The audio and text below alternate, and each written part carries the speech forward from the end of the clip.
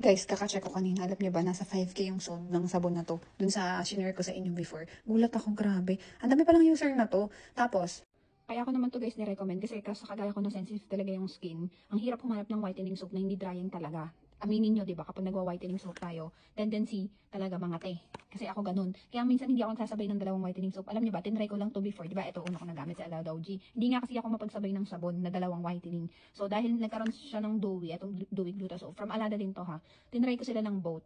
Dati gumagamit ako dalawa, tatlong sabon, kaya langangati talaga ako. Ito lang yung dalawang whitening soap na napagsabay ko, na hindi ako nangate, plus hindi siya kakadry. Doon ako nagugulat. Tapos kapag naligo ka, ang daming libag na lumalabas. Kaya sabi ko parang, ang amazing talaga. Pag ang gawin nyo guys, kunyari binabad nyo siya mga 5 minutes, ganyan 3 to 5 minutes. Tapos mapapansin nyo, hilurin nyo kahit kamay nyo lang yung panghihilo nyo, lalabas talaga yung mga libag. Tapos after kong maligo, ginagamit kong lotion Snail White, tapos The Elf, yan yung combo ko. Siya kasi ang sabi niya si Snail White tsaka Vaseline. For me naman kasi guys, na-try ko din si Vaseline before, okay naman siya, pero nothing special. Ang naka-whiten talaga at saka nakakinis talaga sa akin is Snail White. Tapos The Elf Nano na serum. Tapos meron sila yung gel. If may budget lang naman kayo, kung wala kayong tatay na taga WHO, nakabumili nun.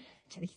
So ayan, si Alada Duyan and Gluta Soap. Try nyo siya guys pag kombohin. I-layer nyo siya ha. Huwag nyo siyang pagsasabayin isabon. Ang gawin nyo, babad nyo muna si Alada. Kailangan talaga guys mag-alat ka ng time. Kasi magpapaputi tayo, kailangan effort. Si Alada, babad mo muna ng mga 1 to 2 minutes or hanggang 3 minutes. Tapos ito, babad mo ulit ng ganun. Pero sabi sa akin ng seller, kahit 5 minutes hanggang 8 minutes, pwede daw. So it's up to you. Depende sa skin nyo. Depende sa kaya tolerate ng skin nyo o sa init nyo. Basta, babad is the key.